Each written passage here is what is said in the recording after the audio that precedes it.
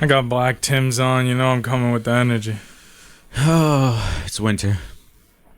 It's that season. It is winter, but it's 40 degrees out in Jersey and it feels like feels like summer to me. Oh my god, bro. The snow does not feel good though. I don't know, I low-key love the snow now. It really depends. I love it when I'm not shoveling it.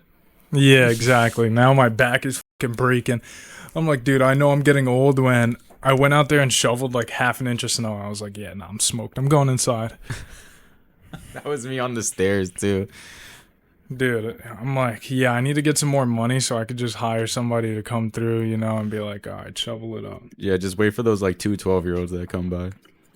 Dude, when I was 12, I was offering $25 services, acting like I'm about to be rich. I'm like, but I don't see the hustler mentality. I don't hear no knocks at my door anymore.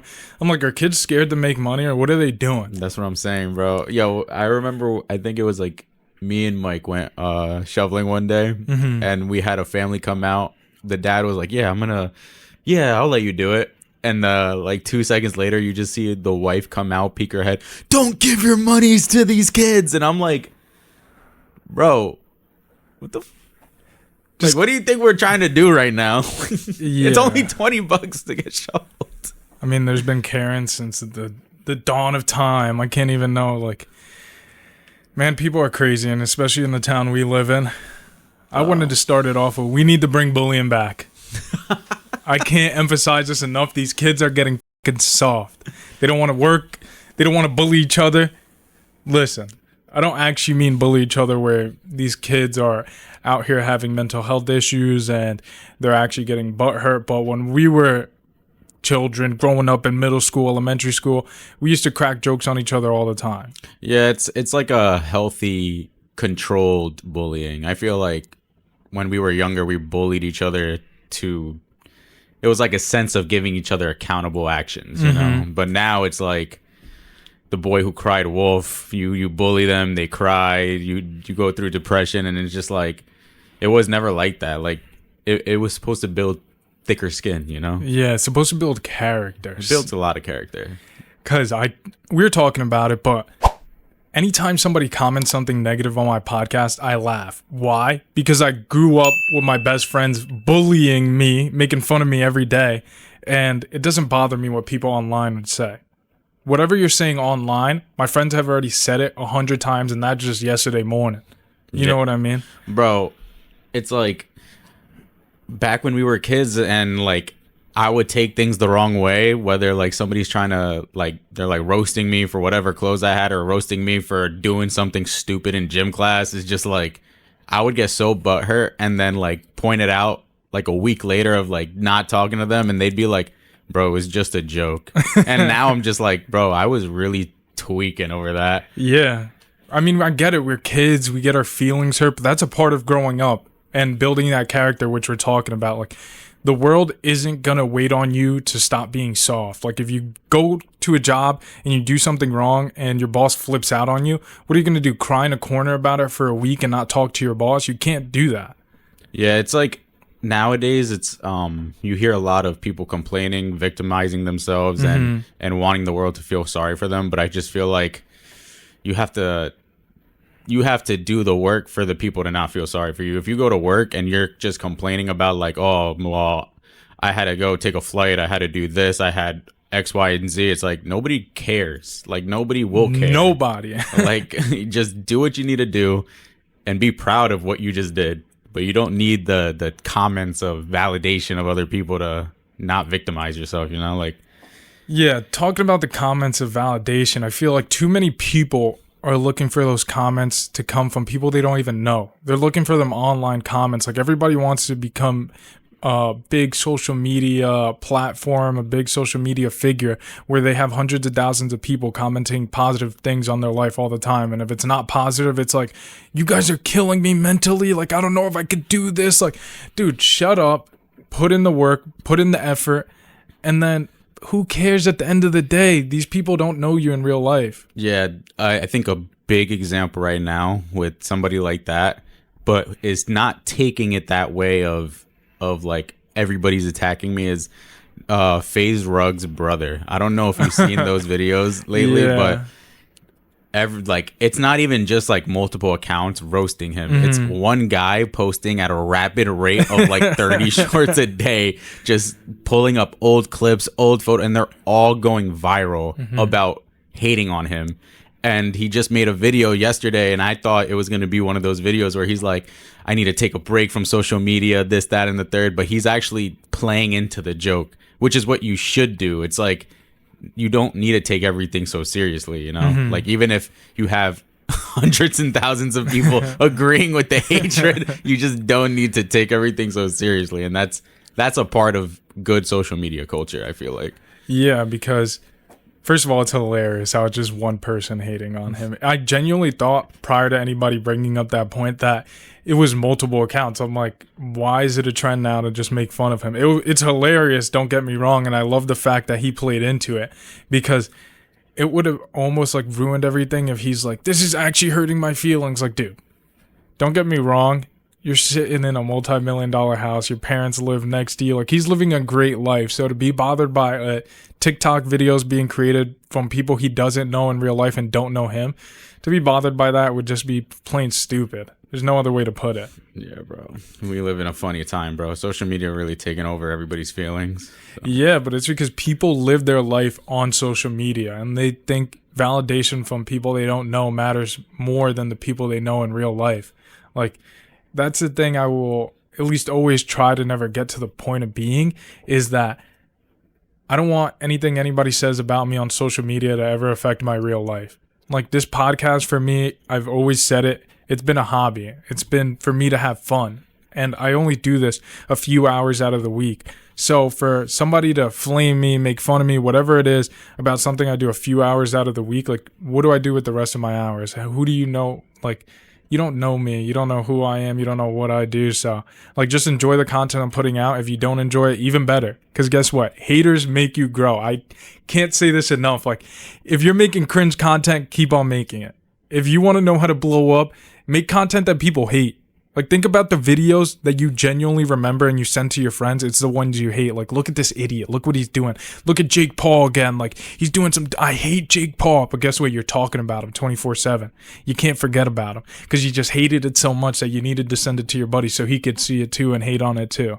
And that only builds engagement. And at the end of the day, that's benefiting and making him profit, whatever he's doing. Like, he's winning at the end of the day. So I think in that aspect, like, I think Jake Paul, for example, for the sake of the example, is a good way to build your social media platform, because of the way that, like, the whole boxing gig that he has going on right now, people are debating whether it's fake or real, rigged, not, whatever the case may be. But, like, he took 2 L's, so it's kind of hard to argue that it is rigged. But then at the end of the day, he owns up to everything that he's done so far. So you could only pay him the respect of, you know, he's doing the thing that people all dream of doing.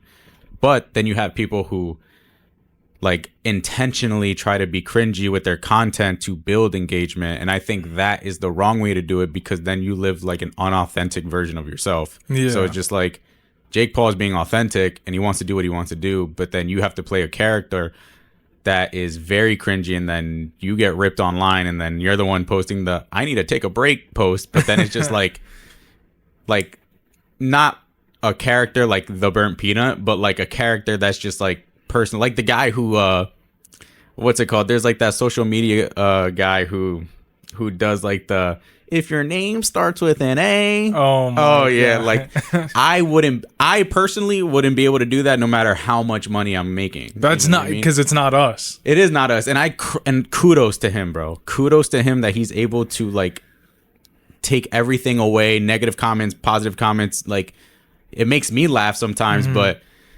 I wouldn't be able to do it personally. So yeah. I just feel like that would overconsume me, and that it just doesn't. It's funny. It's cool. Like, I don't know. It's not cool, but it's funny. But I wouldn't be able to do that. Yeah, I just think some people get consumed by the idea of having hundreds of thousands of followers, and they'll let that run their life to the point to they're doing everything for the views, for the followers. I mean, we've seen the clout chasing. We've seen it all, you know. And I think that's where the issue arises from. When you're not doing it for enjoyment, when you're not doing it for the love of the game, when you're not doing it for fun, that's where the real issues come, where I need to take a break. These comments are getting too much. Like, if you get on and record something and you're getting in front of the camera and you genuinely love what you're doing, what does it matter what people are commenting? Like, No, I agree. If I'm just posting on YouTube for fun and I just genuinely enjoy this, why should I even care what people are commenting? Like, let's say I don't need any of the money. I don't want to grow. I could care less. Like, I'm just posting my YouTube video. Go ahead and comment. I'm not even going to look at it. Like, I look at my comments because I'm trying to grow my account, you know, positive or negative. It's positive to me. You're engaging with my content. A lot of people who have commented negative things on my videos, like, this is terrible, this is ass, like, I can't believe you blocked the captions while you were doing this. I messaged them. I'm like, dude, thanks for the advice. Like, I'm brand new to this. Like, if you know something I don't, like, please help me out. If you ever see something you don't like, tell me why you don't like it. I look at it in a positive light. Like, they're seeing something I'm not. You know what I mean? I'm not a social media guru yet. No, but I'm not the best of the best by far. Like, there's always room to learn, and I love that. Like, people always say, be the dumbest person in the room, never try to be the smartest person. And I enjoy being in rooms with people much more intelligent than me. I enjoy recording my podcast because I feel like I've always been the dumbest person on this platform, and it's for a reason. Like, I started this podcast to learn and continue to learn and continue to become a better man, a better person, all those things. So I will always enjoy being the dumbest person in the room. Forget that. I think your approach to the negative comments is how people need to kind of like consume that again and think, you know, like, if a comment is being made that the content isn't good or whatever captions happened that they didn't like and they felt like it could have been better, but they kind of use it in a negative way to hurt you. I think that killing them with kindness approach is like the best way to do it, because at the end of the day, you made a negative comment, and if somebody talks to you in a way that's just like, oh, bro, thank you so much, bro. Thank you for the advice.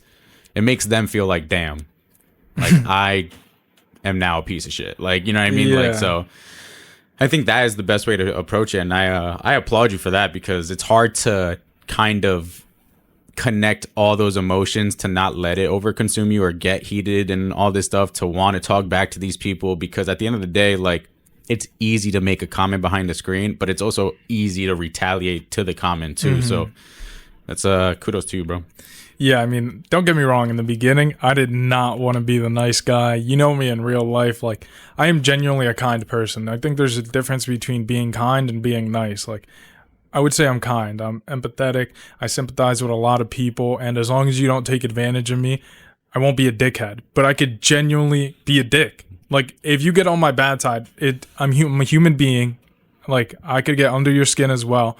I try not to, and 100% of the scenarios. I mean, we're at that age where we don't even need to deal with people that are bringing in negativity into our life. Like, if me and you are having a bad day and we're arguing this and that, all it takes is I just stop responding, or I just don't talk to you. Like, we're not at that age where I got to go into school and see you every day and, like, I got to confront you. Like, I don't really deal with any negativity, but I do know at the end of the day, like, I can be a dick sometimes. That's just part of being a human and being accountable for, like, who you are at the end of the day. Yeah, I feel that. And I guess to connect it to social media, there's people that genuinely just want to be that person all the time.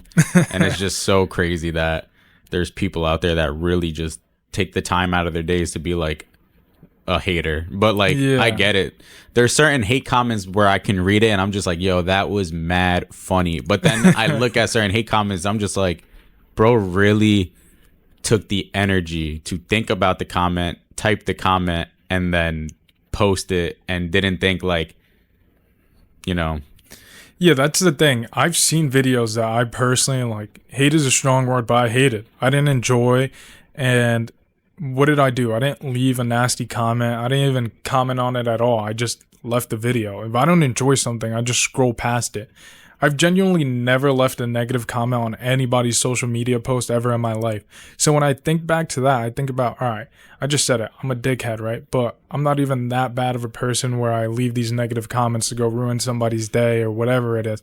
So if I don't leave a negative comment, it goes to show the type of people that are leaving negative comments. Like, one, you have way too much time on your hands. Two, you care way too much about a random person you don't even know. Like, My life is way too good right now for me to even be bothered by people I don't know.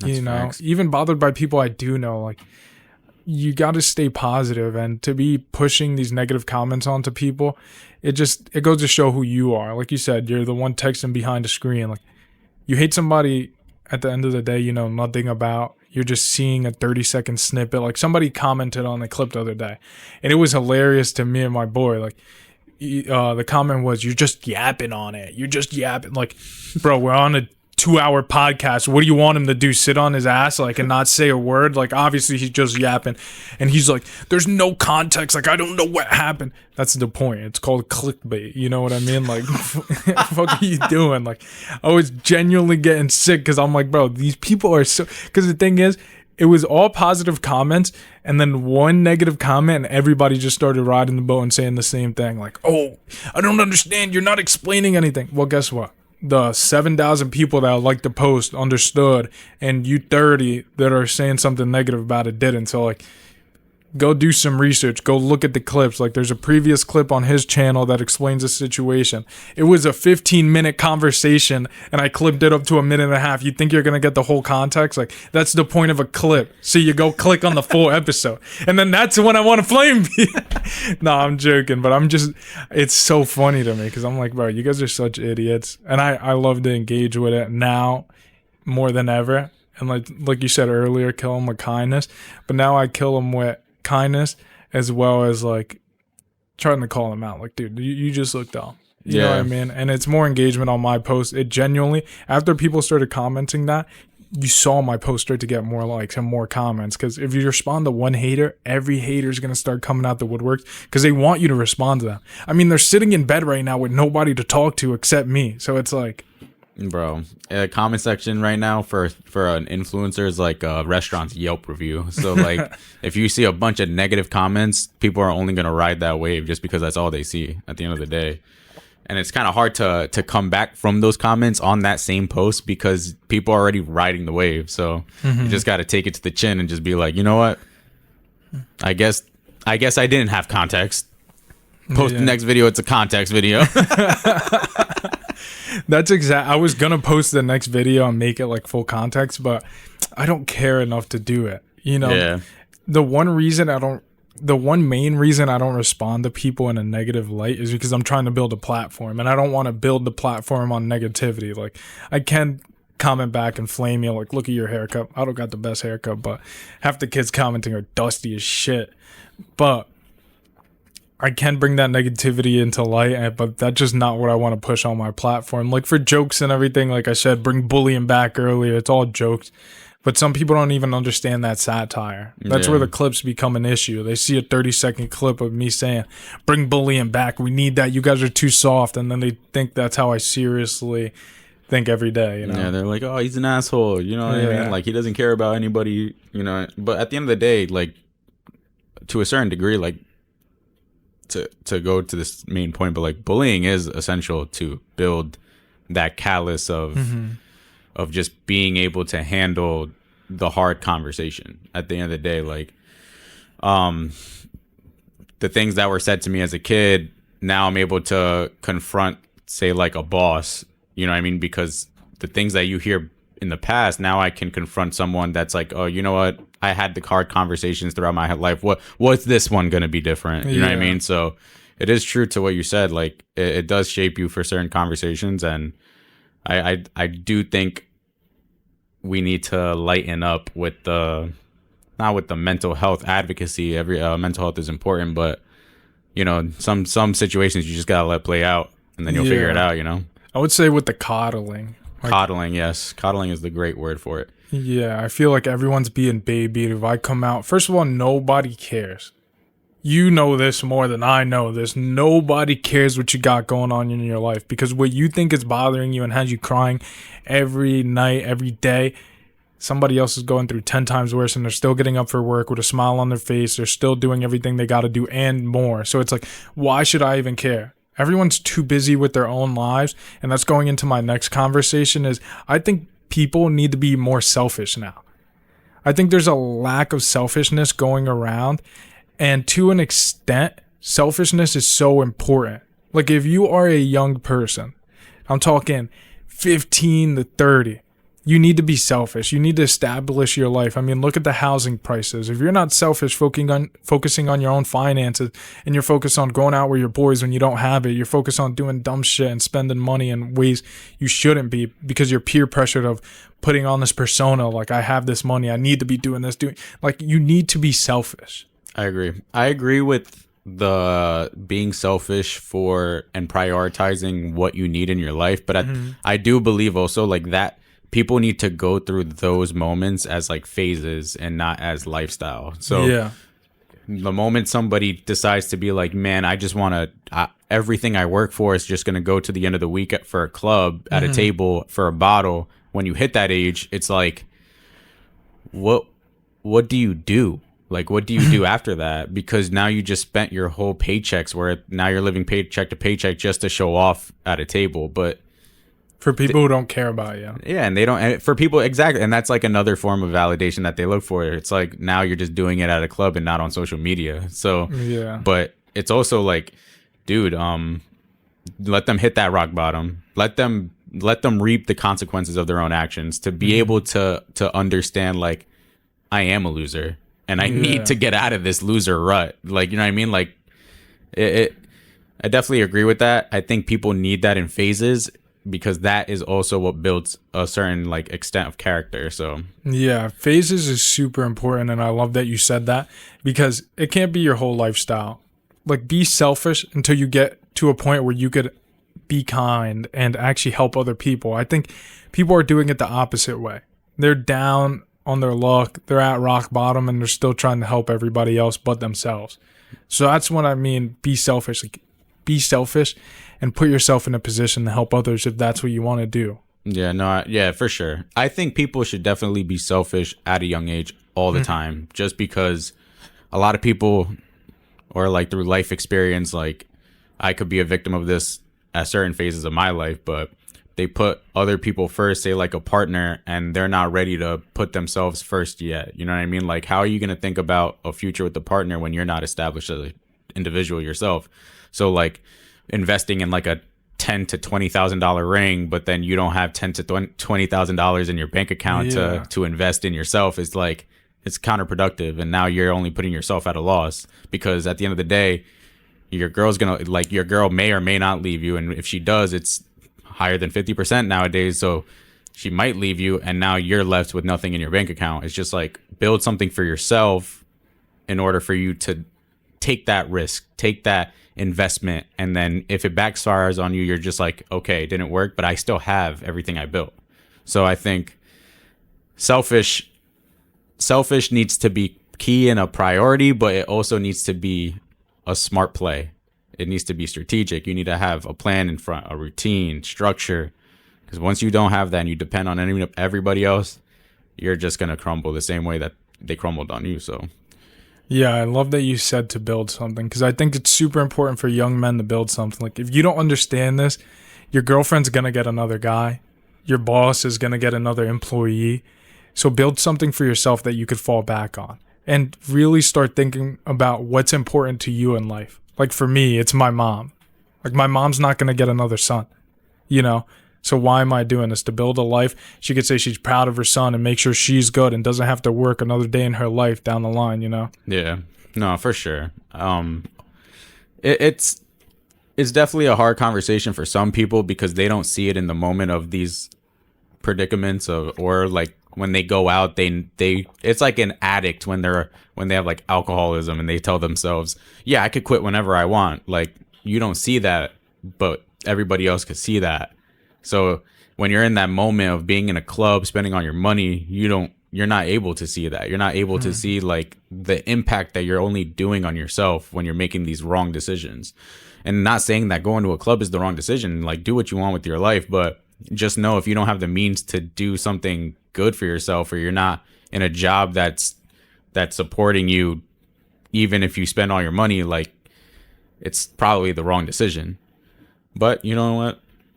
I'm also not a life coach, so I'm not going to tell y'all how to spend your money or keep your money, because I have my own flaws. I'm not perfect. So I'm just going through my own life experience, making sure that if it happened to me, it could happen to y'all. So Yeah. at the end of the day, like, I mean, it happens to everyone, I think. And like you said, it's part of a different phase in life. When you're younger, you're more prone to being dumb with every decision. And I think it's super important you go through that. Because some people learn by seeing others make mistakes, and others learn by making the mistakes themselves. And that's the only way they'll ever learn. Like, what are you saying, save all my money? Why would I do that? And you could lose all your money because you didn't save anything, but unless I lose all my money, I will never save because I didn't learn that lesson myself. There's people like that out there in the world. Thankfully, I'm the type of person that learns from others' mistakes and my own, you know? Yeah, I'm but the same way. I like to take insight from others just because it's a lot easier. Like, if you made the mistake, why would I go through the trouble of making it myself? If you're telling me something that you've lived through and it was a mistake, why would it be like, oh no, this guy's, he doesn't know what he's talking about? It's easy for us to be that way too because we're two younger brothers of people, like, not to throw our own brother's business out there, but we've seen their mistakes and we've seen when them at their lowest, and we're able to see also, like, at a young age, to see how our parents react to their lowest. And we don't want to put not only us but our parents in that same situation. So it builds a different person being a younger brother to them, because you're able to be like, and that helps me build off, like, now I'm a visual person. Now I can see, like, my friends are, like, doing stupid shit, and I'm just like, I don't want to do that. I don't want to be that person. So if that's how I'm going to react to your decision, why would I want to make that same decision? You know what I mean? So yeah, it's funny you say that because all I could think about is my parents beating the out of my brother. No, I mean, I could say this now because we're grown. I mean, our parents obviously don't beat us anymore, but this is back in the day. We're first generation immigrants, so it's like my parents are Dominican. Dominicans beat each other, belt, pans, pots, anything you could find around the house. Like, Chanclas. Exactly. Like, you did something wrong, you got hit. It wasn't actual, like, beating us to death or anything, but you get hit. Yeah, it was, I would say the way discipline worked was, it was their way of being like, don't touch the stove when it's hot. And we touched the stove when it was hot a lot, and we only got burnt. So Yeah. that's the way I like to look at it. I think it was necessary because without that type of discipline, to an extent, like, I probably would be repeating those actions, and it would be hard for me to learn if I didn't touch the stove. Yeah, I was a dumbass kid just like anybody else, you know? Yeah. And the thing is, to defend my parents here for a second, they grew up in a whole different generation, in a whole different country where that was the norm. Because moving over here, we might have been a few kids getting beat out of, like, the whole population. Because let's say we were like the 10 Spanish kids, the 10 darker skinned kids in the school. We knew our parents were beating us, but were the other 90% getting beat? Maybe 5-10% of them, you know what I mean? But it's a cultural line sometimes. It's a generational line other times. Like, now, I genuinely don't think I'll ever have to beat my kids to discipline them. But I also might. I don't know. But I feel like if I beat my kids now, they're going to call DYFUS, record me on a phone. It's just a whole different time we live in. Like, you know how many times my parents hit me and I'm like, I'm going to call DYFUS. I was just thinking that too. I actually vividly remember twice in my life where my dad probably raised his hand on me, and the one time I would cry out to my mom, like, yeah, but y'all are lucky. I'm gonna call the cops right now. And they're like, do it, because in that time I'm gonna beat your ass. Yeah. And I'm like, all right, I guess I'll put the phone down. Yeah. But it's for good reason, because I was probably I was probably just like not your. I was a very combative kid, for sure. Yeah. Defensive, combative. I needed to be right, and, you know, sometimes a little slap on the booty it changes your attitude. Yeah, I mean, I honestly didn't get hit that much because of something we were talking about earlier. Was my brother. My brother did terrible in school at certain points in life, and I saw him get the short end of the stick pretty much. So I learned from his mistakes. If you do well in school, you're not going to have any issues. So I did well in school. Yeah, my brother was the same way. I would see him like he had like a really big like being late issue. So if school started at like 7:55, his ass was awake at 8:15. So Yeah. I would see the rage in my mom's face whenever she would go upstairs, see he's still sleeping, but like she would do this thing where she would call his name from the bottom of the stairs. He lived in the attic, and he would do this thing where he would just like prep himself and call out saying like a sentence in the most awake way, because you know when you're sleeping you're like, yeah, nah, he would be like, yeah, I'm getting ready. 2 seconds later he's in REM state, and I'm like, bro, you sound like you were already ready going to school. But he would manipulate his way through high school just to basically get his ass, like, it was a consequences of his own actions. He just did it to get his ass beat at that point. So I didn't want to go through that road, and I was like, all right, if I'm not late to school, if I wake up early, I'll be this way. And then as I got older, I think it did work. Yeah, some kids, no matter what you do, just don't learn. And it's crazy because that was without social media at that time, or at least not the same social media we know today. At that time, you were doing like for like, comment for follow, whatever. For a rate. Yeah, like for a rate, comment for a rate, TBH. Like, those were different times.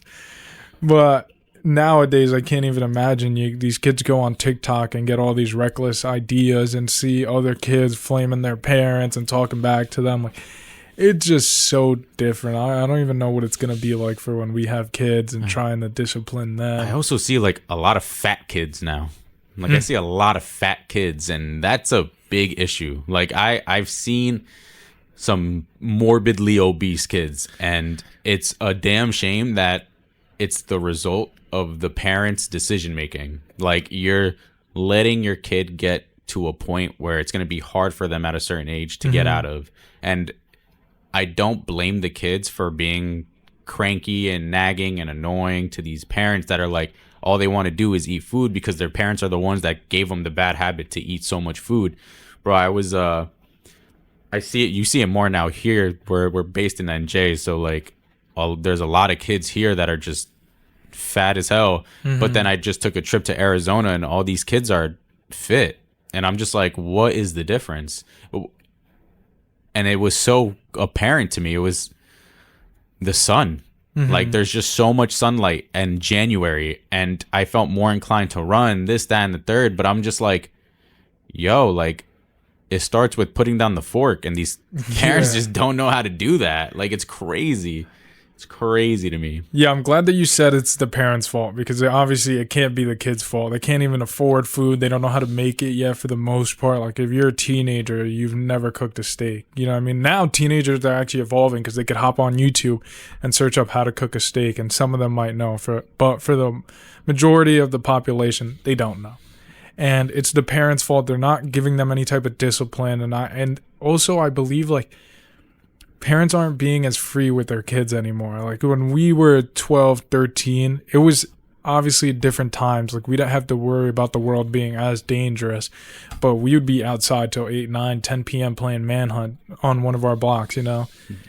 True, bro. I remember, like, we were so active. We would go outside, like, we're in 5th grade, we'd play kickball, and then go to 8th grade, we're doing Manhunt, and then in high school, you're riding bikes before you get a license, and you're just going towns. You're just riding bikes from town to town to town to town. So we didn't have. We're also athletes too. Like, I feel like majority of the kids that we grew up with were athletic. So you're like playing 3 seasons out of 3 out of 4 seasons because the school provides that, and you're just like, you don't have room to be fat. You can eat as much as you want, but then all the stuff that you're doing is literally a calorie deficit. So now it's just like, either what, like, is sports too expensive for school? Are they making the kids pay for sports for public schools? Like, are parents like, oh, we just don't want to spend that much money for whatever the case may be, and they're just giving them processed foods? There's McDonald's, Wendy's, Chick-fil-A, and all this stuff everywhere, so it's just accessible. Like, where's the root issue? Like, why do I see kids like just bloated? So I'm hoping by the time I have my kid, Like, they're going to eat the same food that I do. I'm not going to bring them mac and cheese, chicken fingers, and fries, because there's no point for them to eat different food that I'm eating. Like, it doesn't do anything to them. It doesn't benefit them at all. And I do understand, like, people have a hard time managing, because I feel like at the end of the day, that's what it is. It's like, oh, I don't have enough time to cook for my kid. I don't have the time to do that. Paying for that type of food is a lot of money. It's just like, okay, but like, you decided to have a kid. Yeah. So you can't buy food for your kid. Like, that should be what your life is about at that point, is to be able to afford not only for you, but for your kid, because you're only doing your kid a disservice doing that. Yeah. So where is your grind starting to make yourself being able to afford the same food that your kid can eat? You know what I mean? Like, don't have a kid if you can't afford to give them the same food as you. Like I don't. It's like we're comparing apples to oranges right now. Like, what are we doing? That's the issue too. Some people have kids when they're still kids, when they're not ready for it. And like, some might argue that you should do that because then you can get ready for it and be prepared. Like, is anybody ever truly ready to have a kid?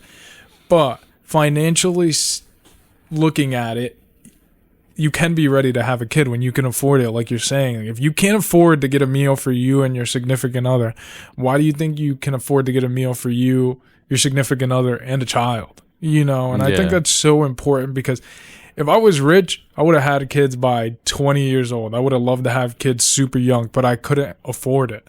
And now that I might be in a better position to afford it, I'm still like, I'm always reaching for more, because I'm like, I want my kid to have more. I want my kid to have the world if I could offer him that. Will I straight up just give it to him? No, I'll make him work hard for it, and I'll show him the importance of what it is to earn money and actually work for what you have.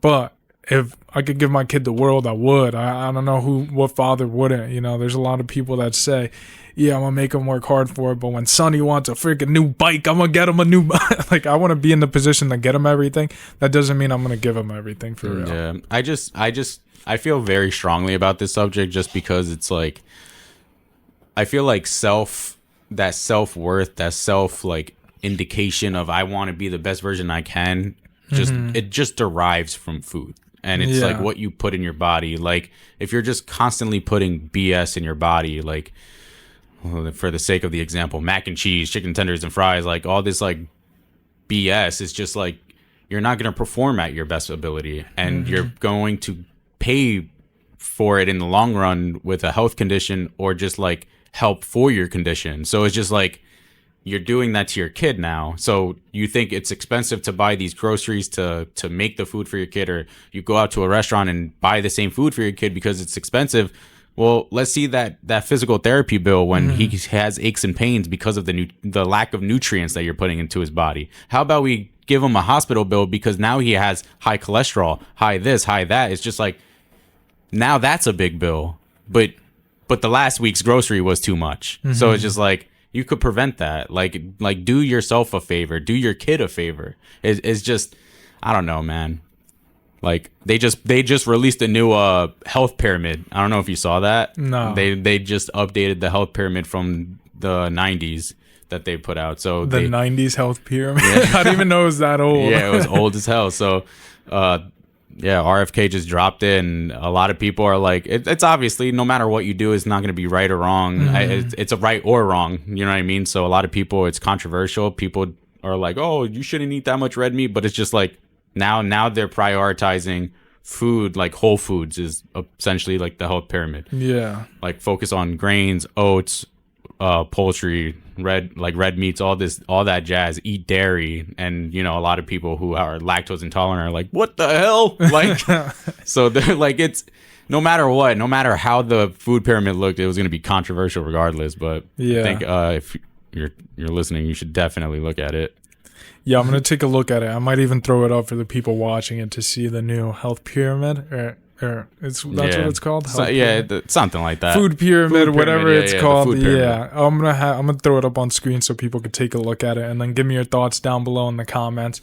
But I personally think the most important part is having whole foods. Like, one thing you said, when the food we're ingesting is our fuel. It's our gasoline we're putting into our car. So when a car is taking super, or is supposed to take premium gas and you're putting in regular, you're doing damage to it. It's the same thing as your body. When your body's supposed to be taking whole foods, natural foods, like when you put in Mickey D's every day, what do you think's gonna happen, you know? Yeah, dude. They like supersize me, bro. Like just watch Supersize Me. You're gonna see this guy blowed up like a balloon in 30 days, and you're just like, oh well, that's his problem. It's like, nah, it's not about like not having the food, but it's about making it your diet. It's not even just a diet, your lifestyle. It's just, bro, like you're gonna take we're gonna have a conversation about where we should eat, like say like as a group of friends. And I get it, like some of us may not make all the money that we can in the world, but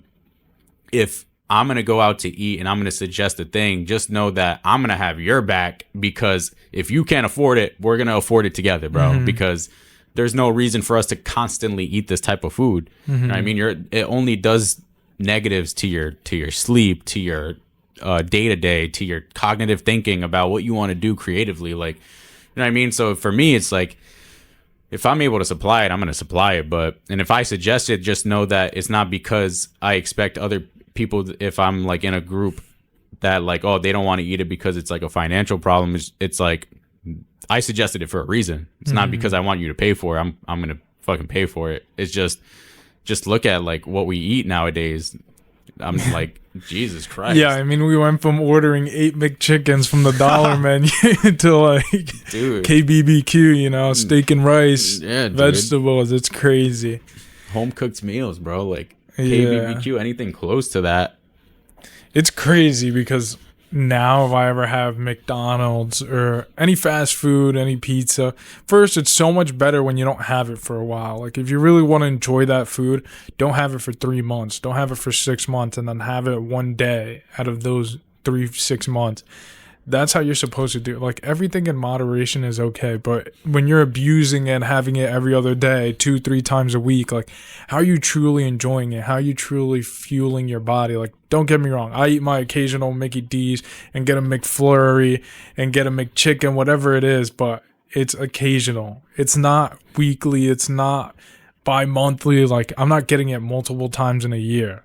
Dude, I agree, bro. And even if it's like, and even if we're talking about like enjoying stuff, even if it's like, bro, or can't afford anything, the best deal right now, bro, go to your local ShopRite and go get those rotisserie chickens. The best. The best, bro. The best. You're getting the best for the least, bro. I promise you. Yeah. Like all you're doing, like it might not be the best chicken in the world that came from, like that chicken probably ate corn for like 10, like, you know what I mean? Like 2 years, But where's the chicken from McDonald's coming from, you know? yeah, exactly. That, and not only that, but they're, who knows what it's getting deep fried in. What are the bread, like, dude, it's, I don't know. Apples and oranges, man. That's the way I look at it. Yeah. That comparison, it just doesn't make sense to me. It's so funny you bring up the chickens because I have a vivid memory of being in college and my roommate, I would drive him to Costco and he'd come back with 6 of those $5 chickens and he'd just dog I find him on the couch just like this, dogging chickens, but I'd much rather see him dogging a $5 whole chicken than 20 piece from Mickey D's, 20 piece from Wendy's the next day. Like, just go get those deals for you. There's so many deals where you could eat, let's say it's not fully healthy, but healthier, and have whole foods instead of going to these fast food places. Meal prep, like I know it's not the easiest, but I'm so grateful I'm a picky eater because I'm okay with eating the same meal every day. My cousin was talking to me about this the other day. They're like, don't you get, because I wake up, I make 4 eggs, a piece of sourdough bread, and then maybe some oatmeal. I love me some oatmeal. But they're like, you don't get tired of that? I'm like, no. And there's a reason you never really see me gain weight. You never see me out of shape because I eat the same whole foods all the time. And even if you don't have the time for, or like to make a meal, be realistic with what you get at these fast food places. You gave me a time to come in today. And in order for me to hit that time while eating, I ordered Habit Burger. But it's like, okay, you got fast food. But what did you get with that order? Like, I ordered a barbecue bacon char because I need a guilty pleasure. But I got it protein style. Make that joint lettuce wrapped. Like, it's not hard to substitute the stuff to make it better for you if you go to places that are bad for you. Just make it the best for you. You know what I mean? Because at the end of the day, a lot of people I work in an industry where you get out at 10, 12, 2 o'clock in the morning. Not a lot of things are able to open. You don't want to cook at that time. You exerted a lot of energy. But at least if you go out to these places, make it better for you. You know what I mean? Because you're going to do that same routine day in and day out, 5 out of 7 days a week. And then before you know it, 3 months later, you're doing that same routine and you're up 30, 40 pounds and you're just now going to the doctor for it. So it's just make the better decision with the decisions that you make that are in front of you. Like, just play the cards right. Like, you know what I mean? Like, it's hard to do it in the moment because you're just like, man, but I'm tired. I'm hungry, man. Like, I earned it for this shift. Nah, bro, you didn't earn it. You didn't earn a heart attack. Yeah. You earned good health. You earned money for it. Like, come on, bro. Yeah, I have to say this. Listen, I love my 20 pieces, but if you're a grown man out there and you're eating McDonald's 20 piece every day, if you're eating Burger King, Wendy's, you need to stop. You need to change. It's not helping you. It's not helping the people around you. You're building terrible habits. Facts. So stop being a little fatty. We're back to the bullying. I'm bullying you guys now. Stop being a little fatty and eat healthy, guys. No, I'm joking, man. I mean, dude, I used to be called the fatty. I used to be called the skinniest kid alive. I mean, those things don't bother me at all. If anything, they just make me want to change. I mean, that was the reason. I was skinny all my life. And then, it's funny, a lot of people don't know this. The main reason I was skinny all my life was because when I was in like 4th, 5th grade, I was the fattest kid in the class and I got called out for it. I'm like, no, I'm going to be in shape now. You know? And my in shape was just being skinny because I was a picky eater and didn't know any better. But then once I started doing some research, took some health classes and whatever it was that helped me really understand nutrition better, I'm like, oh, I want to be 200 pounds. I need 200 grams of protein. I need to hit the gym. This is what my body needs in order to look this way. And then I started to get size on me. And now I'm the healthiest and strongest I've ever been in my life. I might not look like it on camera, but I mean, I'm 195. I could bench 1.5 my body weight. I could squat negative 0.5. But I mean, I'm healthy. I could do a lot more stuff than honestly most guys our age could do, which is pretty cool to say. But that's been discipline from years. You know what I mean? I'll give you more credit than that. Don't discredit your work, but I think you can do more than 95% of people our age because of the fact that you're taking the initiative to get stronger for it. I feel like after a certain age and after a certain flow of how people set up their schedules and their jobs, the movement stops. And like we're 27, right? Like you're about to be 27, but like 27, 26, like that 25 plus, like we don't run full sprints anymore. Like, you know what I mean? We don't have to do that. So that's a problem. So the fact that we go to the gym and we're lifting weights, but we don't run full sprints, there's people out there that just don't do any of that. You know what I mean? So it's just there's the choices, there's the decisions, and it all stems from systemically making your life better. And like, for an example, I felt like my last quarter of 2025, I felt terrible. I felt the worst that I've been in months. I felt mentally fatigued, physically fatigued, and I felt like I was like victimizing myself personally for my own consequences of my own actions. But what did I do in that moment to get out of that was I used ChatGPT.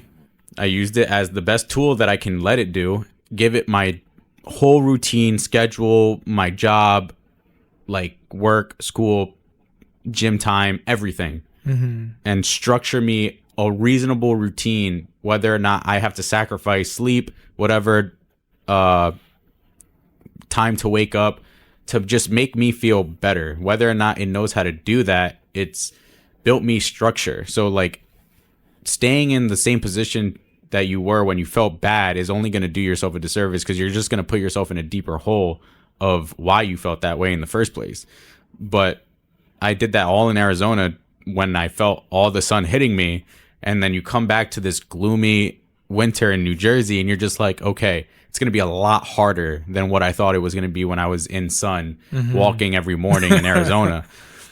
But in order to make change, you need to do something to change about it. You know what I mean? Like it just won't happen by the grace of God. Like a blessing can only happen if you meet it halfway. So Yeah. that's the only thing that I have to say about making a change and all that, because I'm in the middle of it right now.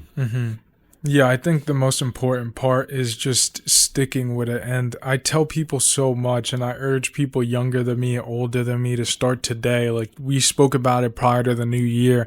I didn't wait for January 1st to hit to be like, this is my new year resolution and this is what's going to change for 2026. I spoke it the first day of 2025. This is what I'm going to accomplish for all the next 5 years. Like, whenever I decide on something, I change today. I don't wait for a certain significant moment to hit where I need to change. I don't wait for a New Year's resolution. Like, the day I decided to change, I change and I stick with it. You know what I mean? The health journey happened when I was 23, when I first got out of college. I was like, damn, I was just drinking every day in college. I was just eating a bunch of BS because you thought you could do that. And now I'm 23.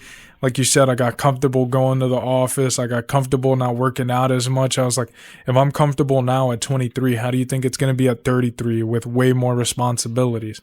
And I see it through my uncles. I see it through our older brothers, our friends. We see it just in regular life.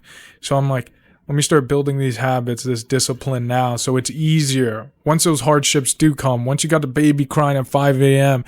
and you got to take the other one to school and you got to work 9 to 8, you know, how am I going to make time for me to work out? But if you're already healthy, if you already have a habit, I mean, I work out for 45 minutes a day. That's all I need, you know? Yeah, no, I understand. And I think it's like you said, like the responsibilities, they only get heavier, but you can make it lighter by how you structure your days, like weeks, months at a time. Like, I do believe, like genuinely, like if this blows up, right, and then you were to like get your own place, get your own house, now like all these things that add up, right? You have to pay a lot more stuff, mortgage, rent, whatever the case may be.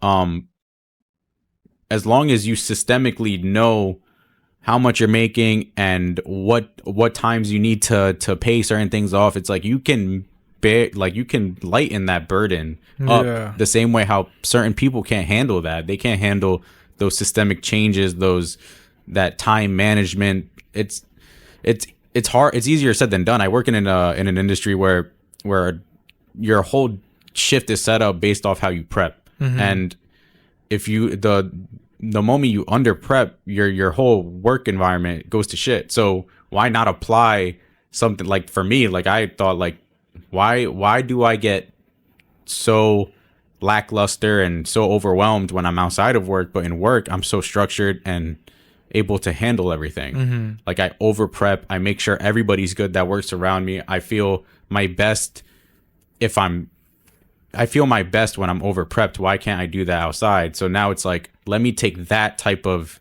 work ethic and time management to my outside life. If I over prep everything that I have to now, I don't have to worry about anything.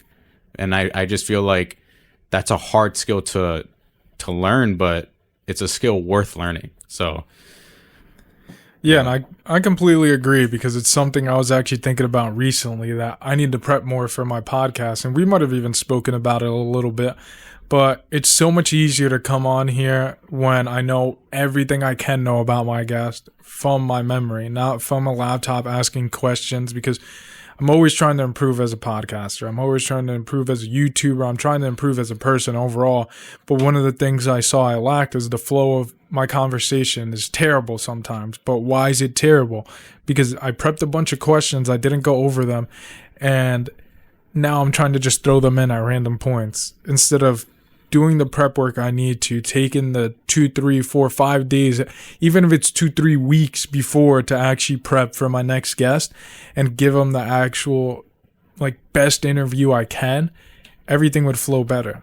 Because if I don't even need to look at the questions, but the conversation's flowing on health, and I already have a question about how people can be healthier, it'll be so much more natural, instead of me being like, oh, we're talking about health, so how do you get girls? Like, you know, I ain't just throwing a curveball in there.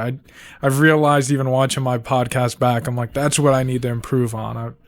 I completely agree, and I feel like ways to improve that, whether it's podcasting or anything else that you're looking forward to, it's not that like having a mentor, but it's also like looking at people that are in that same field that are really, really good and like basically great, and just taking everything that they do and just following and kind of like dissecting the game. Like recently, like I just saw like a Timothy Chalamet speech with how he won like the Golden Globe or whatever, but his whole speech was giving admiration and thanks to the greats like Michael Jordan, Derek Jeter, like all these like sports icons that are like hustler, go-getters, by any means necessary, I'm going to go get type of players.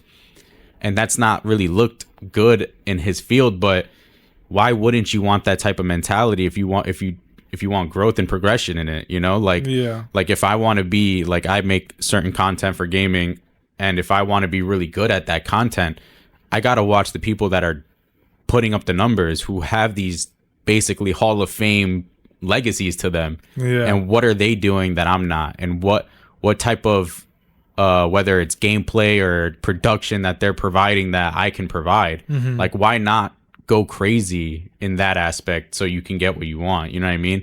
And it only happens with initiative. So I can definitely see that taking off here in this podcast, because I see the work that you put in. I see I was here in, what was it, one of the first few podcasts, and there's been I've essentially watched every episode since. So every single production every production conversation flow has changed progressively for the better throughout every podcast. So there has to be some type of like check mark that you have to give yourself. But I also feel like you're always going to be that perfectionist. So there's always going to be something wrong in your eyes. But that's the space that you have to allow yourself to give, is the credit, you know?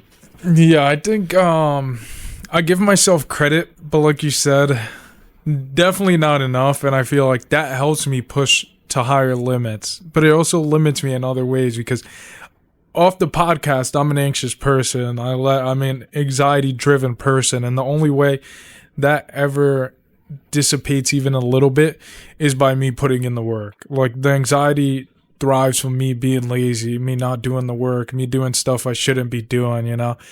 And then how do I get rid of it?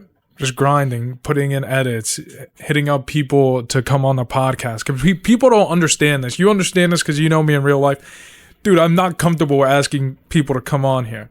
Like, I love having the conversations. Once people are here, I love it. But for me to be emailing people, hitting people up through the DMs, like, I'm putting myself in an uncomfortable position. Even though it's already been a year and I've done it so many times, it's never going to get any easier. But it's also part of, like, I love it now. Like, I love being uncomfortable, and I love, like, thriving to be better. And, like, I know what it takes now for myself to create an episode, and like, it's just about getting myself over to that edge and doing everything necessary. Like, when I first started, it would take me a month to get an episode recorded, produced, edited, and even questions out. Now it's like, I hit you up yesterday and I'm like, let's record a podcast, and here we are. Yeah. And I think you feel like that fear derives from like a spot of, because this is essentially something important to you, you don't want it to mess up, so like that rejection is gonna hurt because it's important to you. Because I feel like that type of quality where you're like, it's uncomfortable no matter how many times I do it, I think because you're doing something like so uncomfortable to you and something that you're so proud of in something else that might not mean as much to you, it's gonna be so much easier. Because it's like this, asking a different podcasting guest or a producer to join in the show is obviously going to feel uncomfortable because it's so important to you. But say like you need to have an uncomfortable conversation that's not podcast related, you're going to be able to do it because you're like, what's the worst part about it? Yeah, I just don't really care, to be honest. Yeah. Like, there's not really many uncomfortable conversations in my real life where I care enough to be like as uncomfortable as when I'm asking a podcast guest. Yeah. But that is one of the reasons I do care. Like, this is This is no longer a hobby. It started as a hobby. It started all for fun, and now I treat it as a business. But it's also like I care about my business. I care about my brand. I care about myself. Like, this is all me. Like, I built this in the last year, and like, yeah, that sounds selfish, and people might take it the wrong way. But you know what? Fuck you. I don't care. Like, you weren't here building it with me. I was. You were definitely there closer because we chat pretty much every day, and two of our other buddies too. They get to see the back end, but those days I'm up till 5 a.m. editing, those days that nobody responded, those days that nobody followed, like, so who are you to tell me anything about my shit, man? Fuck you. Yeah, bro. I mean, and that's another thing, is just giving yourself the credit when credit's due. I know like growth and progression are never linear. It's never going to be linear. Nah. But that sense of like, look at how far we've come and look at how far I've come is one of those moments that you have to give yourself, no matter how much time it takes for you to like marinate it in, and then be like, okay, I gave myself the credit, and now let's work again, because I'm going to go have another moment like this, the next milestone. I feel like you did work. I mean, like, bro, if there's a way to look around the room when I'm saying this, but like, this is a product of years of work and just constant grinding and belief and determination, and by any means necessary is going to make it happen. And that's the goal, is to have the dream of making it, and you essentially already made it. Yeah, it's crazy because I really sometimes I feel like my life isn't even real. I mean, what I've been able to achieve in my personal life, in my social media life, in my brand, in the actual business I'm building itself is insane to me. The people I've met, the things I've done in this past year. If you told me 2 years ago I would have been doing this, if you told the little kid version of me 10 years ago I would have been doing this, they would have never freaking believed you. You know, the people I get to meet, the conversations I get to have just blow my mind. The places I get to travel to and be to, the opportunities that have arisen from all this. It, like, my life feels like I'm playing a video game. Like, I just wake up every day attempting to level up my character day in and day out. And it's like, how can I continue to level up my character? Yeah, bro. It's a good way to look at it. Yeah, I think I'm definitely in my selfish era, and I'm going to go through a phase. I don't know how long the phase is going to be. It's going to be a while, but I have to be selfish because I have to grow, because there was, I mean, you know me better than anybody. It's like that. I spent so many years trying to bring my friends onto either podcasts, bring my friends onto streaming, and I always waited for somebody else to do it and do it better than me so I could be motivated by them. And until I just sat down, took the initiative, I'm like, I need to be the one motivating everybody else. You know, if I want to do it, let me go do it by myself, and then everybody else will follow. You know, it's just like we see our buddy Johan now doing well on TikTok. Now everybody wants a TikTok live stream, including myself. You know what I mean? But it's that motivating factor. Like, I love that. I love when I have people around me that do better than me, because it's like, dude, I could do it too. Yeah, no, for real. And it's not. I think it's healthy competition, and that's what friends need to be surrounded by, because without it, it's like, how am I gonna level up, and then somebody else just not, and I can see like one of my boys not doing the same thing in any type of, like, I guess, like, hobby or lifestyle that they want to live. But like, if you don't get inspired by what I'm doing in your own regard, it's just like, what are we doing? Like, that's just me personally. Like, other people can live a comfortable life and not want to be too pushy with their friends, but me personally, like, I honestly thrive off the passion of wanting to not surpass, but like, I should also be on that same level. So what am I doing? So it's just that type of inspiration is crucial. Like you said, Johan is killing it on TikTok, on his gaming platform, but then I see you killing it on your social media, on different YouTube and TikTok clips or reels, whatever the case may be. And I'm just like, that gives me inspiration to be like, yo, we all have similar interests. It might just be in a different format or font. I could do the same thing too. And if my actions don't bring that type of inspiration as well, or if you can't see the same fire that I'm seeing, it's hard to be in a group like that for me. But I feel like our group is so well connected in the same ideology, like creatively, that it's just easy for us to bounce off each other, off ideas, off different suggestions, off different just different things creatively, because it still applies to each other at the end of the day. It's just a matter of like, is this going to be beneficial to me? Does this person mean well for me? Are they genuine enough for me, like, to want to see me grow as well as them growing? So that's important to me, that type of friendship. And I'm blessed and grateful to have you, Rod, Eric, and Johan's like now, like being more in verse with us as a creative type of group to give us feedback, destructive criticism and things like that, but for the genuine sake of wanting to grow, not to hurt. Yeah, because like you said, it's healthy competition. I think that's the best thing in the world to have, because I'm a competitive person, man. I don't know, like, just by nature, I love competing. I mean, anytime we play basketball, you see how I am on the basketball court. A lot of people say I go way too hard, but that's just me. Like, if I have the energy, I'm going to go hard. I'm not going to, like, take it easy on anybody. I don't care who you are. Because first, I love getting better. That's where being competitive comes from. Like, if you're better than me, come whoop my ass so I could learn, so I want to be better. You know what I mean?